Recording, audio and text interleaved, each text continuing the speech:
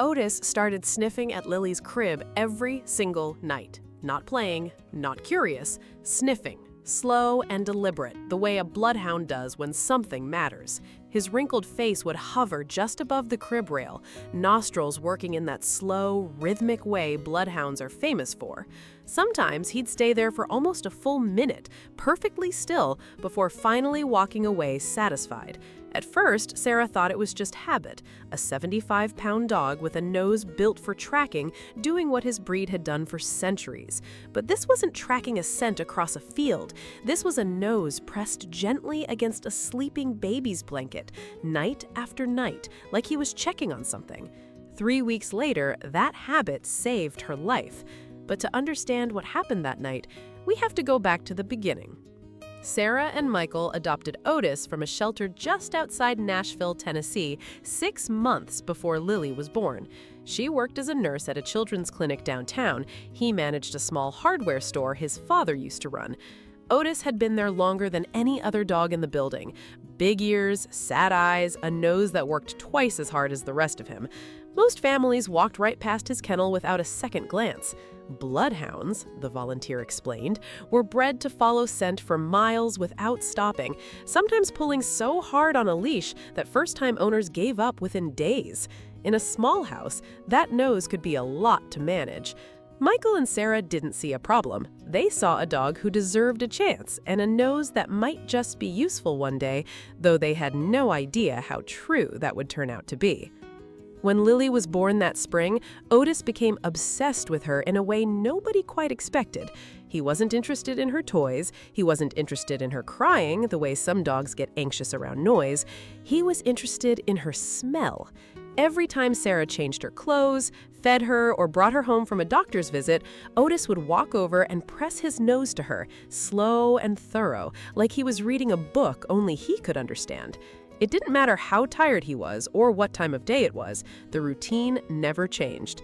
Michael used to joke that Otis was running diagnostics, the same way he used to joke about his old truck needing a checkup every time it made a strange noise. Neither of them realized how close to true that joke really was. It started small. Otis would whine softly outside Lily's door at odd hours, even when she was fast asleep and perfectly calm. Sarah would check on her, find nothing wrong, and go back to bed confused. It happened 3 nights in a row, then 4. Then it became almost nightly, like clockwork, somewhere between 1 and 3 in the morning. Each time, Otis pressed his nose to the same spot, just below Lily's ear, and refused to move until Sarah picked her up. Michael started timing it without telling Sarah, just to see if there was a pattern. There was. A friend who visited noticed it too.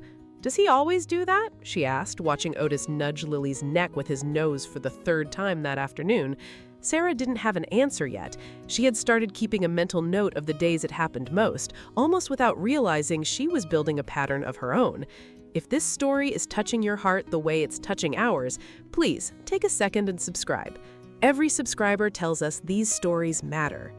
Little did they know, Otis already understood something they didn't. The behavior continued for almost 2 weeks. Sarah mentioned it to Lily's pediatrician at a routine checkup, almost as an afterthought, the kind of small detail parents bring up right as they're walking out the door. "My dog keeps sniffing the same spot on her neck," she said. "Probably nothing."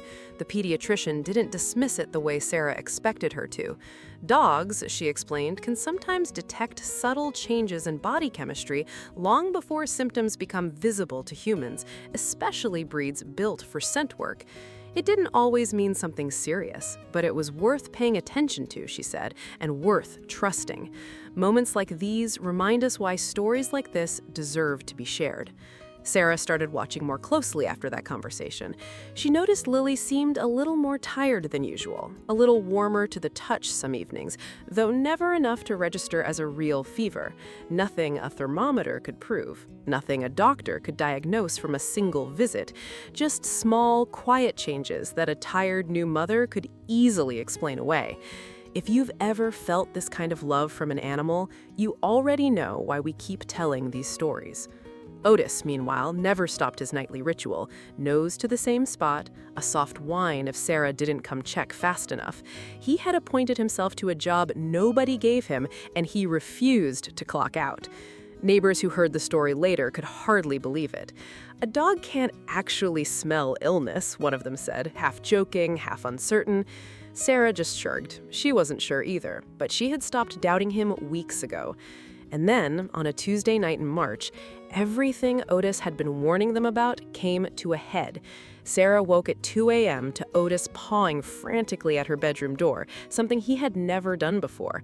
His whine had turned into something sharper, more urgent, almost a bark caught halfway in his throat.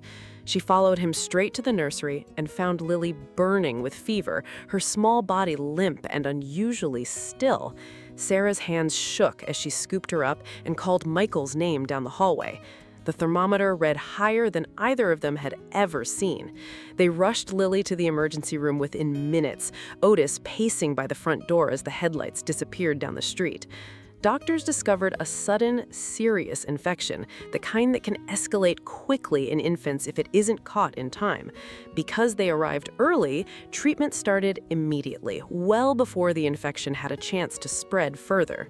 The doctor later told them that timing had made all the difference, and that another few hours might have told a very different story. Sarah would later say it was the longest 2 days of her life, sitting beside a hospital crib, replaying every quiet whine Otis had given her over the past 3 weeks. Otis stayed by the front door the entire time they were gone, refusing to eat, refusing to settle, until the car finally pulled back into the driveway 2 days later. The moment Lily came home, he pressed his nose to that same spot below her ear one final time, slow and careful, checking his work. Then, for the first time in weeks, he finally lay down and slept. What they realized in the days that followed, they would never forget. Sarah thinks back now to that first night Otis sniffed at the crib, certain at the time it meant nothing. She wishes she had trusted him sooner. Otis wasn't being strange. He was doing exactly what his nose had been built to do for centuries, just pointed at the person he loved most. The breed that almost no one wanted because of how much he sniffed turned out to be the reason they caught something doctors hadn't seen yet. Today, Otis still checks on Lily every single morning, nose pressed gently below her ear, the same spot every time. Sarah doesn't tell him to stop anymore. She just lets him work. Lily is almost 2 now, and she reaches for his ears every time he leans in to check on her, like it's simply part of their morning routine. Because some dogs aren't just along for the ride. Some of them are quietly keeping watch the entire time, working a job nobody ever assigned them, simply because someone they love might need it. Did Otis really know something was wrong, or was it instinct nobody can fully explain? What do you think, honestly? Tell me in the comments.